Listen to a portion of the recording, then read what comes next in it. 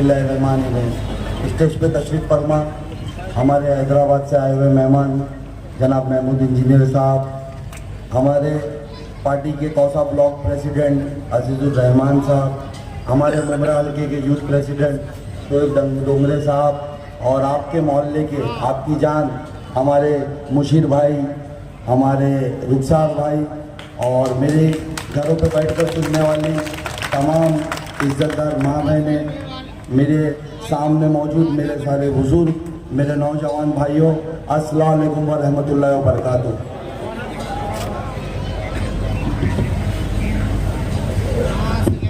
आज ये जलसा आपको पता है कि यहाँ पर क्यों लगाया गया कि अभी हमारे शहर में इलेक्शन चल रहे हैं और मजलिस इत्तेहादुल मुस्लिमीन AMIM ने मुझे बैरिस्टर असदुद्दीन ओवैसी साहब ने, हमारे कायद ने मुझ पर भरोसा किया है और मुझे आपका रिप्रेजेंटेटिव बनाया है कि मैं आने वाले वक्त में जिस तरीके से मेरे कायद, मेरे सदर बैरिस्टर असदुद्दीन ओवैसी साहब आज पूरे हिंदुस्तान भर के मजलूमों की आवाज़ बनकर, हमारी आवाज़ बन करके, जब भी हमारे खिलाफ कोई कानून बनाने की कोशिश की जाए, कोई ऐसा बिल हमारे खिलाफ पार्लियामेंट में पेश किया जाए, उसका आपकी आवाज़ बनकर जिस तरीके से विरोध करते, उसकी मुखालिफत करते, उसे रोकते, आने वाले वक्त में ऐसे ही असेंबली में अगर इस स्टेट में कोई ऐसी चीज़, ऐसा बिल पेश किया जाए या हमारे शहर के ताल्लुक से कोई फैसला किया जाए तो मैं आपकी आवाज़ बन करके इंशाअल्लाह ताला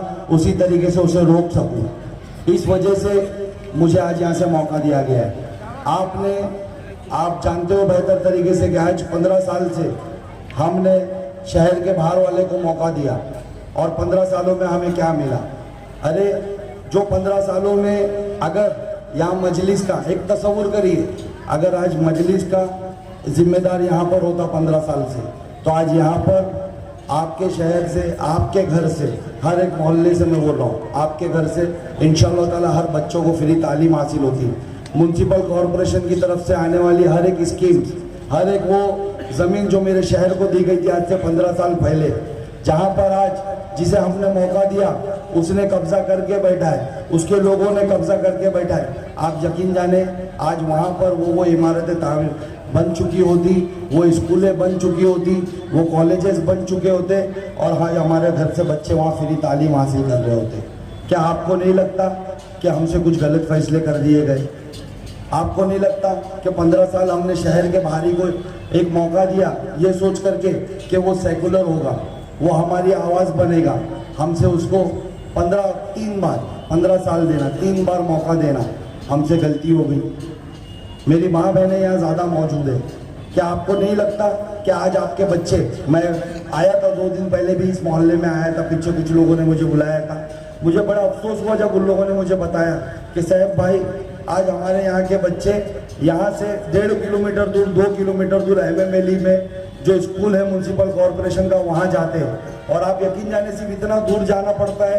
इस वजह से कितने बच्चों तो ड्रॉप आउट कर दिए गए, कितने बच्चों को तो हम भेज रहे नहीं क्योंकि हमारे यहाँ माली हालत ठीक नहीं है, हम यहाँ खुद काम पे जाते हैं और वहाँ पर नहीं पहुँचा सकते। ये सुनकर मुझे अफसोस हुआ, आप यकीन जाने बड़ा अफसोस हुआ कि हम यहाँ पर मौजूद है और हमने किसी को ऐसा मौका दे दिया था कि आज उसने मेरे बच्चों से किताबें छीन दी।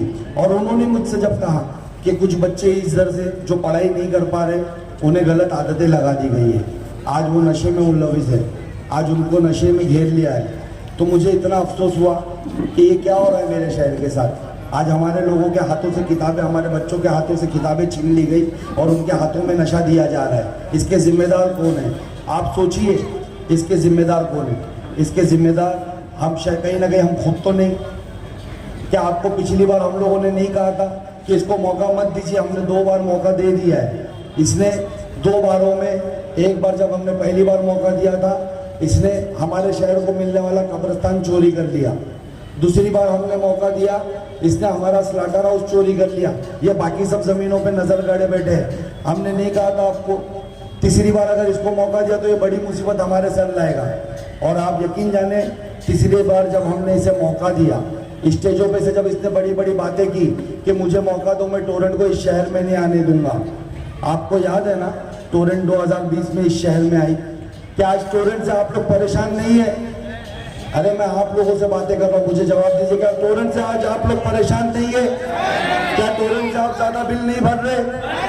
क्या आपको नहीं लगता कि आज आपके बच्चों की जो स्कूलों की फीस है वो टोरेंट के अंदर यानी उसकी यानी बिलों के अंदर उसके पैसे चले जाते हैं, इस वजह से आज क्या आपके बच्चे ड्रॉप आउट कर दिए जा रहे हैं स्कूल से? क्या आपको नहीं लगता टोरेंट इस शहर से जाना चाहिए? तो कैसे जाएगी टोरेंट? आपने अगर जिसे मौका दिया, जो इसके कमीशन खाता है, जो इसे टोरेंट को यहाँ पर पैसा खा के लाया, क्या आप उसको अगली बार मौका दोगे वो इसे हटाएगा?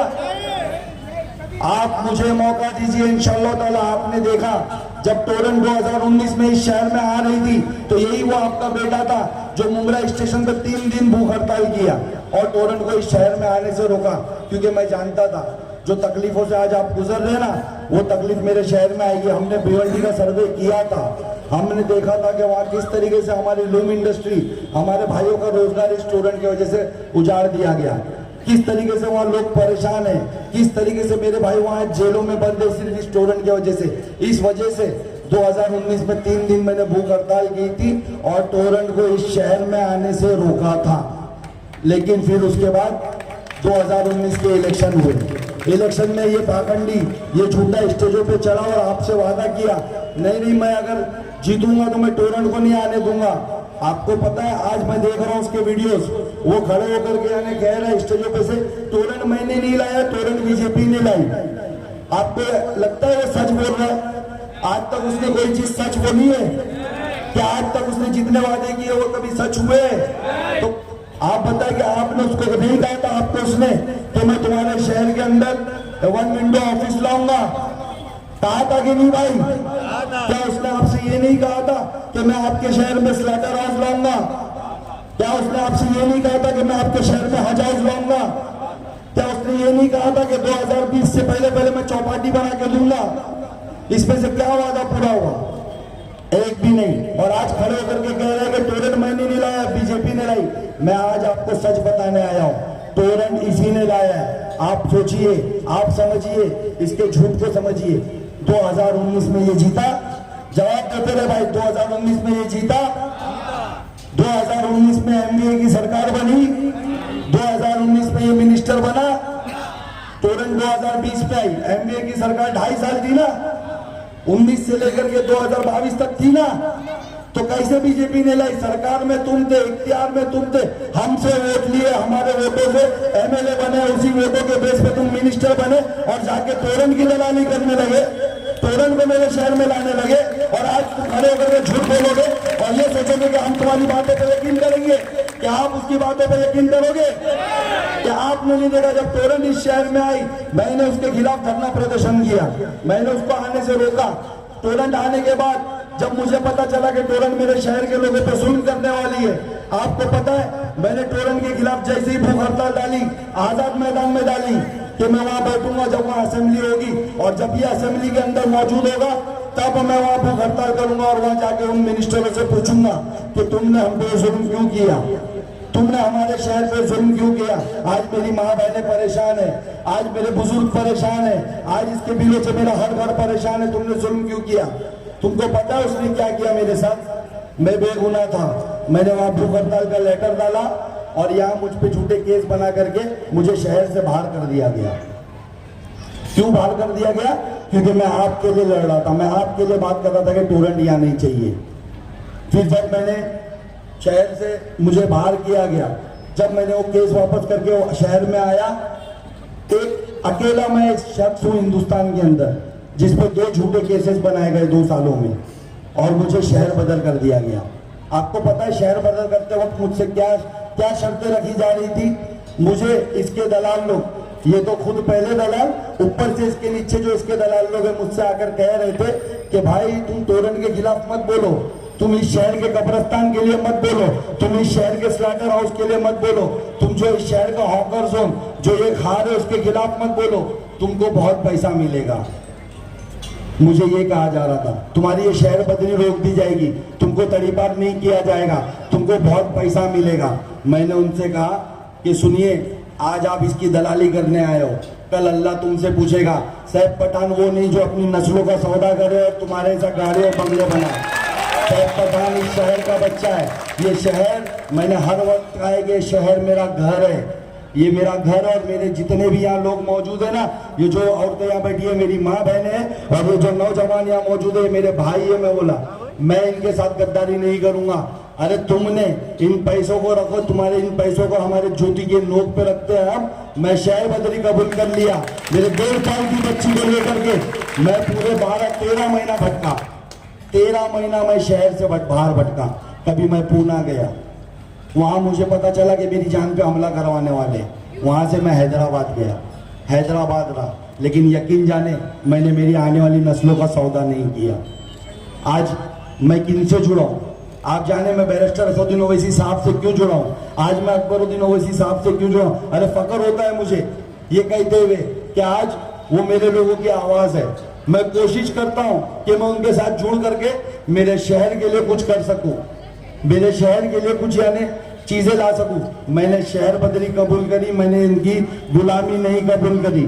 आप सोचो कि आपको नहीं लगता मैं इस शहर में जब वापस पलट कर आया, मैंने टोरंट से आरटीआई मार के पूछा कि अभी तक कितने लोगों को, मैं जब 1.5 साल बाहर था मुझे पता चला कि मेरे लोगों पे केसेस बनाए जा रहे हैं, मेरे लोगों को, कुछ लोगों को जेल में डाला गया है। मैंने थ्रू आरटीआई उनसे जब पूछा तो उन्होंने जो आंकड़े बताए वो तो छोड़ दो, उन्होंने जो मुझे अमाउंट बताई ना कि हम लोगों से वसूलना बाकी है, वो देख करके मैं हैरत में रह गया। ये कमीशन खोर, ये लोग, इन लोगों का पेट नहीं भरा था टोरंट की कमीशन खा के, टोरंट इस शहर में ला करके इनका पेट नहीं भर रहा था। जो आज आपको हर यूनिट के पीछे, आज आपको 4 रुपया यूनिट महंगा मिल रहा है ना बाकी शहरों के मुकाबले, आपको पता है क्यों मिल रहा है? क्योंकि सिर्फ 6 पैसा पर यूनिट के पीछे इनको जाता है। ये मैं नहीं कह रहा हूँ, ये इकबाल भारती करके प्रेस रिपोर्टर है, जब मैं शहर बदलता उन्होंने खुलासा किया था कि सिर्फ 6 पैसा %। सोचो उसने क्या कीमत लगाई है हमारी, 6 पैसा पर यूनिट के पीछे। आज वो 6 पैसा पर यूनिट के पीछे लेता है, इस वजह से आज आपके बच्चे तालीम नहीं हासिल कर पा रहे।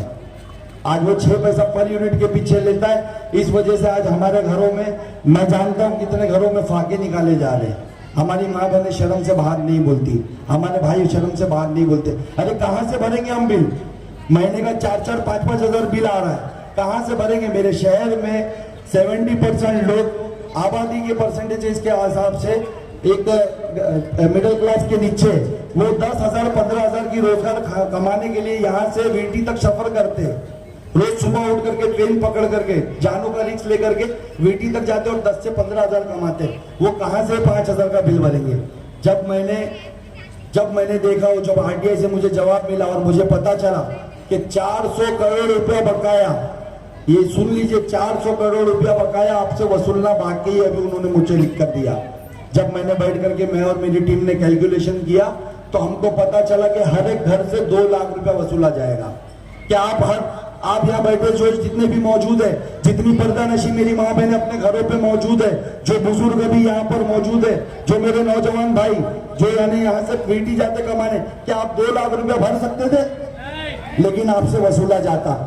मैं शहर में वापस आया और आपने देखा कि मैं 10 दिन भूख हड़ताल पे बैठा था टोरंट के खिलाफ। मैं 10 दिन भूख हड़ताल पे बैठा और उन 400 करोड़ को जो नाहक मेरे लोगों से वसूला जाना था, मैंने उसको माफ करवा के वहां से उठा। मैंने कहा कि आप अगर मेरे शहर, मेरे घर के लोगों पे अगर कोई आने आँच आनी है तो उससे पहले वो मुझ पे आए। मैं 10 दिन नहीं, मैं 20 दिन बैठूंगा। अगर यहाँ बैठे बैठे मेरी जान चली जाए तो मुझे कोई गम नहीं, लेकिन मैं किसी एक भी घर से 2 लाख रुपया वसूलने नहीं दूंगा। तो आप यकीन जाने, आज मैं आपके बीच में आया हूँ, आपसे ये कहना है कि मुझे 10 दिन भूख हड़ताल पे बैठना पड़ा, तब जाकर के वो पैसे माफ हुए।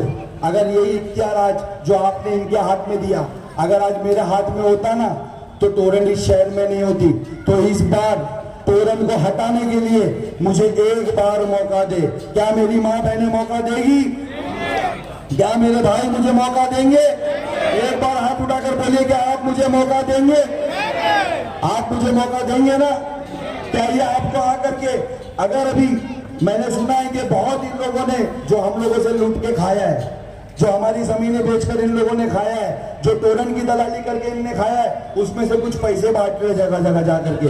क्या अगर आपको आकर के ये लोग पैसे देंगे और बोलेंगे कि वोट इनको दो, तो क्या आप इनको मेरे बजाय इनको वोट दोगे? क्या आप वो पैसे के बदलों में अपने आने वाले मुस्तकबिल का सौदा करोगे? आप मुझ पर भरोसा करके इस बार वोट करना, एक बार इस बार यानी पतंग के निशान पे वोट करना, और ये यकीन रखना कि ये आपका बेटा है, ये कोई नेता नहीं, ये आपका बेटा है, ये कोई तोरण का एजेंट नहीं है, ये इस शहर से इंशाअल्लाह ताला तोरण को हटाएगा। मैं वादा करता हूं 20 तारीख को आप मुझे वोट देके कामयाब करना। 23 तारीख को इंशाअल्लाह ताला याद रखना, 23 तारीख को इतिहास लिखा जाएगा। ये तो इस शहर से जाएगा और इसके पीछे पीछे जल्दी इंशाअल्लाह ताला तोरण भी इस शहर से जाएगी। मैं आज आपसे यहाँ पर आप देख रहे होंगे पिछले साल 1.5 साल से मैं एक जमीन के लिए काफी जद्दोजहद कर रहा हूँ। आपको पता है आपके वोटों से मिनिस्टर बनने के बाद, हाउसिंग मिनिस्टर बनने के बाद इसी एमएलए ने एक और सौदा किया। हमारे शहर के लिए 32 एकड़ का एक प्लॉट रिजर्व किया गया था, रिजर्वेशन प्लॉट अर्बन डेवलपमेंट की तरफ से आया था। उस 32 एकड़ के प्लॉट में 13.5 एकड़ का कॉलेज था। आप इमेजिन करिए, 1.5 एकड़ की स्कूल थी, 13.5 एकड़ का कॉलेज, 1.5 एकड़ की स्कूल, 1.5 एकड़ का एजुकेशनल ड्रामा थिएटर, वहां पर 1.5 एकड़ का हॉकर जोन था, वहां पर 5 एकड़ का बस डेपो था, वहां पर 8.5 एकड़ का हमारे बच्चों का खेलने का मैदान था। क्या आज हमारे बच्चों के पास एक भी खेलने का मैदान है? हम जो यहाँ पर जो भी जवान मेरे भाई यहाँ खड़े हैं, जो भी 90s के बच्चे, क्या आपने इस शहर के अंदर 10-10, 15-15 अलग अलग ग्राउंडों पे मैच नहीं खेला है? क्या आपने फुटबॉल नहीं खेला है? आज आपके पास एक भी ग्राउंड है? कहाँ खेलेंगे मेरे बच्चे? इनकी साजिशों को समझिए। ये आपसे खेल का मैदान छीन लेना चाहते, ये आपसे तालीमी इदारे छीन लेना चाहते, ताकि हमारी नस्लें ना पढ़े ना खेले, हमारी नस्लें सिर्फ और सिर्फ नशा करे। तो क्या आप इनके मंसूबे में इनका साथ दोगे? क्या हमारा कोई भी भाई इनके मंसूबों में इनका साथ देगा? इनके मंसूबों को इस बार नाकाम करिए। जो 32 एकड़ की जमीन पे ये हाउसिंग मिनिस्टर बनने के बाद इसके ही पार्टी का अध्यक्ष जो यहाँ 2 बिल्डिंग छोड़ करके रहता है, मैं उससे इस स्टेज के माध्यम से कहना चाहता हूँ, कान खोल करके सुन ले। मेरे इन भाइयों ने, मेरी माँ बहनों ने इस बार मुझे कामयाब करना है इंशाअल्लाह ताला। वो जमीन तेरे और तेरे साहब के हलक से हाथ डाल करके निकाल के इनको लाके दूंगा। आज तेरा कब्जा होगा ये सोच करके कि तेरा साहब ही मिनिस्टर है, लेकिन ये मिनिस्ट्री ज्यादा दिन नहीं रहने वाली, ये एमएलए की नहीं ज्यादा दिन नहीं रहने वाली।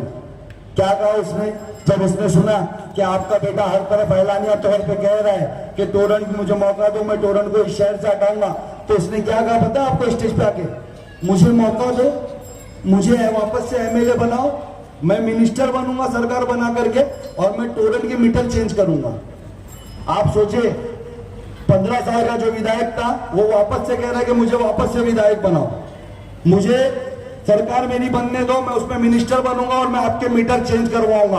और ये एक आपका बेटा कह रहा है कि मुझे सिर्फ एमएलए बनने दो, मुझे कोई सरकार वरकार की जरूरत नहीं, मेरी माँ बहनों की मदद करने के लिए, मेरे नौजवानों के मुस्तकबिल के काम करने के लिए मैं सिर्फ असेंबली पहुंचा तो तोरण हटाऊंगा। अब आप फैसला करें कि कौन ज्यादा सक्षम है, आप फैसला करें।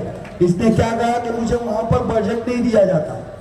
अरे जब तुमको खुद आकर के कह रहा है कि मैं इसलिए काम नहीं कर पाया, मुझे बजट नहीं दिया जाता, वो खुद कह रहा है कि मैं नाकारा हूं, मुझसे काम नहीं किया जाता, तो आप क्यों मौका दे रहे हो? मेरे भाई, मोमिन एक बिल से ना 2 बार नहीं डसा जाता, हम तो फिर भी 3-3 बार डसे गए। अब तो अक्ल रखे, अब तो समझिए।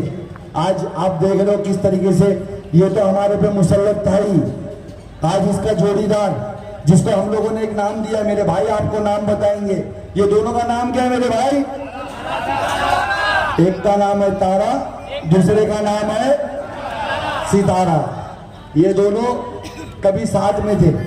आपको याद होगा ना 2009 में जब ये पहली बार लड़ रहा था तो ये तारा और सितारा की जोड़ी साथ में आई थी। एक ने कहा था कि इसको मौका दीजिए, अच्छा नेता है। आज वो क्या कह रहा है? नहीं नहीं, इसकी सब चोरियों में मैं शामिल नहीं, मैं तो तुम्हारा मोमिन भाई हूँ, मैं तो ईमान वाला भाई हूँ। मैं आज इस स्टेज के माध्यम से उससे पूछना चाहता हूँ कि तेरा ईमान उस वक्त कहाँ गया था जब मेरे भाइयों की रोजगार के लिए स्लाटर हाउस मेरे शहर को दिया गया था, और ये तेरा तारा मेरा स्लाटर हाउस बेच रहा था, उस वक्त तू क्यों चुप था? उस वक्त कौन सी कमीशन की मलाई तेरे मुंह के अंदर थी? उस वक्त तेरा ईमान कहाँ गया था? तेरा ईमान उस वक्त कहाँ गया था जब कब्रिस्तान की सही जगह मेरे पास मौजूद थी, फिर भी दलदल की जगहों पे मेरे लोगों को दफनाया गया। आप सोचिए आज हमारे लोगों को दलदल में दफनाया जा रहा है। कब्रिस्तान का भी हमारे साथ कैसा खेल किया गया। जब वो कब्रिस्तान में दलदल में हमको दफनाया गया तब तेरा ईमान कहाँ था? और आज कमाल की बात है, जब तू नहीं बोला, जब तूने कुछ नहीं किया, आज तू बीजेपी के सहयोगी पार्टी से आकर के कह रहे कि मैं ईमान वाला हूं, मुझे मौका दो। क्या हम लोग में से कोई भी आप बताएं, आज वो जो नजीब मुल्ला जिसे मैं सितारा कह रहा हूं, आज वो नजीब मुल्ला बीजेपी पार्टी की सहयोगी पार्टी के साथ है? जवाब दीजिए, आज वो बीजेपी के साथ है? क्या आप लोगों को कुछ लोग यहाँ से नहीं बरगला रहे? वो चेहरे याद रखिए जो आज आपको आकर कह रहे कि भले से नजीब भाई बीजेपी के साथ है, उसको वोट दे, वो हमारे लिए काम करेगा, उनके चेहरे याद रखिएगा। उन नगर सेवकों को याद रखिएगा जो आज बीजेपी की दलाली इनडायरेक्टली आपसे करवाने की कोशिश कर रहे, उन चेहरे को याद रखिएगा। 2 महीने बाद उनके इलेक्शन है, जब वो 2 महीने बाद आएंगे ना, मुझे पूरा यकीन है ना इस शहर में इस बार शरद पवार की एनसीपी जीतेगी, ना अजित पवार की एनसीपी जीतेगी, ना बीजेपी जीतेगी। इस बार इस शहर में मेरे कायद की एमआईएम जीतेगी, इंशाअल्लाह ताला मजलिस जीतेगी। तो आप याद रखिएगा, जब आज से 2-3 महीने बाद जब कॉर्पोरेशन के इलेक्शन होंगे ना, ये लोग आपसे जब कहने आएंगे आपको कि हमें वोट दीजिए, तब इनको बताइएगा कि हम असली चेहरा तेरा जानते, तू बीजेपी के साथ था, तू उन लोगों के साथ था जो मेरी मस्जिदों पे हमला कर रहे थे, तू उन लोगों के साथ था जो मेरे बुजुर्गों को ट्रेन में निहत्था पहा करके मार रहे थे, तू उन लोगों के साथ था जो मेरे लोगों के घरों पे बुलडोजर चला रहे थे। आपको याद है ना किस तरीके से बुलडोजर चलाए जा रहे हैं? क्या आज हम में से कोई भी मुझे बताए कि जो बीजेपी के साथ है उसको वोट दे करके अपने वोट की हिस्सेदारी उस जुल्म के अंदर शामिल करेगा? कि आज आपने उसको वोट दे दिया, किसी के भी कहने पे वोट दे दिया, कल आपने वोट दिया, कल वो इख्तियार में आ गई पार्टी, कल वो वापस से आपके किसी भाई के घर पे बुलडोजर चलाए, तो आपका वोट उसमें शामिल होगा। क्या आप वोट दोगे? अगर मैं आपसे कहूं कि आप वोट दो और आप कल आपकी मस्जिदों पर हमला किया जाएगा, तो क्या आप वोट दोगे? कल अगर मैं कहूं कि आप वोट दो, कल आपके कब्रिस्तान पे बुलडोजर चलाया जाएगा, तो क्या आप वोट दोगे? क्या मैं आज आपसे कहूं कि आज आप वोट दो, कल हमारे भाइयों की खून रेजी की जाएगी, कल हमारी बहनों की अजमत रेजी की जाएगी, तो क्या आप वोट देके हिस्सेदार बनोगे? तो किस मुंह से ये नगर सेवक लोग कह रहे कि बीजेपी को वोट दो और आप हिस्सेदारी लो, ताकि कल अगर इस तरीके का कोई जुल्म हो तो आप उसमें हिस्सेदार हो? क्या आप उसको इस बार वोट दोगे? आप उसे मना करोगे कि नहीं? आप उसे बताओगे कि नहीं कि बीजेपी का एजेंट है? बताओगे कि नहीं? जरा जोर से बोलिए, क्या हम उसमें हिस्सेदारी लेंगे? तो सोचिए आप, आज ये नगर सेवकों के बारे में सोचिए, आज उन कार्यकर्ताओं के बारे में सोचिए जो आपको आकर के गुमराह करने की कोशिश कर रहे हैं। देखिए बड़ा आसान सा इलेक्शन था, जैसा मैंने कहा ना, तारा और सितारा, पूरा खेल ही उसी का है। ये आज भी अलग नहीं है, ये आज भी ये लोग अलग नहीं है, ये आज भी मिले हुए हैं। आप इनकी उसको समझिए कि आज से 1 साल पहले तक इनका कोई नामो निशान था? कि आज से 6 महीना 7 महीना पहले तक ये अलग थे अलग? सोचिए ये इलेक्शन पीरियड में अलग क्यों हुए? कि इनको पता था इस बार मेरे शहर के लोग कब्रिस्तान चोर, स्लाटर हाउस चोर, बच्चों की मुस्तकबिल की रिजर्वेशन जमीन का चोर, तोड़न लाने वाले किसी भी शख्स को इस बार मौका नहीं देंगे। इस वजह से ये लोगों ने अलग होकर के एक गेम प्लान किया कि मजलिस एमआईएम इस शहर में इंशाअल्लाह ताला अगला एमएलए एमआईएम का होगा। आज हम लोग अलग हो जाते और लोगों को गुमराह कर देते। क्या उनको गुमराह जो कर रहे हैं उस मंसूबे में आप उन्हें कामयाब होने दोगे? आप मेरी बातों को समझ रहे हो ना मैं क्या समझाना चाह रहा हूँ? आज भी तारा और सितारा साथ में है, ये दोनों अलग नहीं है। यकीन जाने आज भी ये साथ में, ये सिर्फ आप लोगों को गुमराह करके वोटों का डिवाइडेशन कर रहे हैं। लेकिन इस बार जिस तरीके से पिछले एमपी इलेक्शन में मेरे शहर ने इतिहाद दिखाया, बीजेपी के अगेंस्ट मेरे शहर ने इतिहाद दिखाया, 1,20,000 वोट मेरे मुमरा शहर से गिरे, जिसमें से जो यहाँ का 2 बार का एमपी था, जो यहाँ पर मौजूदा सीएम का बेटा था, लेकिन हमने उसको ठुकराया, हमने उसको नकार दिया और हमने 1,20,000 वोट मुंब्रा शहर में किया, जिसमें से सिर्फ उसे 13,000 वोट मिले और 1,07,000 वोट उसके खिलाफ पड़े। तो क्या इस बार आपने जिस तरीके से 1,07,000 वोट उसके खिलाफ दिया, एक ऐसे शख्स को जिसको आप जानते नहीं थे, जानते हैं आप किसको 1,07,000 वोट दिए? क्या आप एमपी कैंडिडेट को जानते हैं जिसको आपने वोट दिया? तो क्या आप मुझे नहीं जानते? क्या मैं ये उम्मीद नहीं कर सकूं जो 1,07,000 वोट उसको वन साइड मेरे शहर के लोगों ने एक मुश्त होके दिया, वो मजलिस को देगी, वो अपनी क़यादत मजबूत करने को देगी, वो बैरिस्टर असदुद्दीन हफीज साहब के हाथों को मजबूत करने को देगी, वो आपके बेटे सैफ पठान को वो ताकत देगी ताकि इस शहर पे अगर अगली बार कोई ऐसा जुल्म करने की कोशिश करे तो सैफ पठान उसके सामने खड़े होकर के उसको रोक सके। तो क्या आप इस बार उनका मौका नहीं दोगे मुझे? क्या हम 1,07,000 वोट गैरों को दे सकते? मैं कौन हूं? अरे मैं वो हूं जो आपके लिए जेल चला गया। मैं बेगुनाह था ना, मैं 34 दिन जेल रहा। आपको पता है जब मैं तड़ीपारी मेरी कैंसिल करवा के आ रहा था, फिर मुझ पर झूठा केस बनाया गया ताकि मैं शहर में ना आ सकूं, मुझे 34 दिन जेल रखा गया। तो क्या आप मुझे मौका नहीं दोगे? मैं आज आप लोगों के पास बड़ी उम्मीद से आया हूं। देखिए, मैं ये वोट मेरे लिए नहीं मांग रहा, आपने देखा होगा बैरिस्टर असदुद्दीन ओवैसी साहब को देखा होगा। क्या आप उनसे कभी मिले हो? क्या आप कभी मिले हो? मेरी बहनें कभी मिली है, मेरे भाई कभी मिले? लेकिन आज भी दीवानों की तरह वो आपके लिए लड़ते हैं। आज भी जब ट्रिपल तलाक का बिल उस पर पार्लियामेंट में लाया गया, उन्होंने आपके लिए आवाज उठाई। आज भी जब सीए एनआरसी जैसे कानून आपके खिलाफ लाए गए तो उन्होंने आपके लिए आवाज उठाई। तो जो शख्स आपसे नहीं मिला वो आपके लिए बेलोस काम कर रहा है, तो क्या आपका फर्ज नहीं बनता है कि इस बार वो एक मुश्त वोट डाल करके उस शख्स के उसके शख्स के हाथों में वो ताकत दी जाए ताकि वो आपके लिए लड़ सके? क्या आपको नहीं लगता ये? हाँ, क्या आपको नहीं लगता कि उनको ताकत देनी चाहिए? आप सोचो, 288 सीट है महाराष्ट्र के अंदर, सिर्फ 15 सीटों पे असदुद्दीन ओवैसी साहब इस बार कंटेस्ट करवा रहे, उसमें से एक सीट मुंब्रा की है। उन्होंने सिर्फ और सिर्फ मुझ पे भरोसा नहीं किया कि मैं आपके लिए लड़ूंगा और मैं यहां से लड़ करके जीतूंगा, उन्होंने आप पे भी भरोसा किया। उन्हें ये यकीन था कि मुंब्रा के मेरे लोग, जो लोग उनसे मोहब्बत करते वो उन्हें भी ताकत देंगे, वो उनके चुने दिए गए जो भी उनका कैंडिडेट उसे ताकत देंगे। उन्होंने आप पे भरोसा किया। क्या आप उनका भरोसा तोड़ोगे? क्या आप असदुद्दीन ओवैसी साहब का भरोसा तोड़ोगे? इस बार मेरे भाई, इस बार ये 20 नवंबर का जो दिन है, ये इस शहर के मुस्तकबिल के फैसले का दिन है। एक शख्स वो है, सुन लीजिए, जो इजराइल जाता था, जिसने 15 साल तुम पे रहनुमाई करने के बहाने तुम्हें बर्बाद कर दिया। 13 बार इजराइल गया है वो। पूछिएगा कि इजराइल क्यों जाता था। एक शख्स वो है जो इजराइल जाता था यहूदाना सोच से आपके बच्चों के तालीमी इदारे भेज दिया, आपके बच्चों को हाउस भेज दिया, कब्रिस्तान आपका भेज दिया। एक शख्स वो है जो इसका ही दोस्त हुआ करता था, आज आरएसएस का छोटा रिचार्ज बनकर आपके बीच में आ रहा है, बीजेपी से आ रहा है। और तीसरा शख्स वो है जिसे आपके पूरे हिंदुस्तान भर में आपकी आवाज बनने वाले बैरिस्टर असदुद्दीन ओवैसी साहब ने उसने मौका दिया है। तो इन 3 में चुनाव है। इस 20 तारीख के दिन, 20 नवंबर के दिन आप इन तीनों में चुनाव है। एक वो जो यहूदाना सोच रखता है, एक वो जो बीजेपी का एजेंट है, तीसरा आपका भाई ईमान वाला जो आपके लिए जेल चला गया। सोच के फैसला कीजिएगा। और जाते जाते एक ऐलान करता हूँ, 15 तारीख के रोज आपके हरदिल अजीज, हमारे फ्लोर लीडर, आपके चाहिए अकबरुद्दीन ओवैसी साहब एमए वैली रोड पे आ रहे हैं इंशाअल्लाह ताला। नारे तकबीर।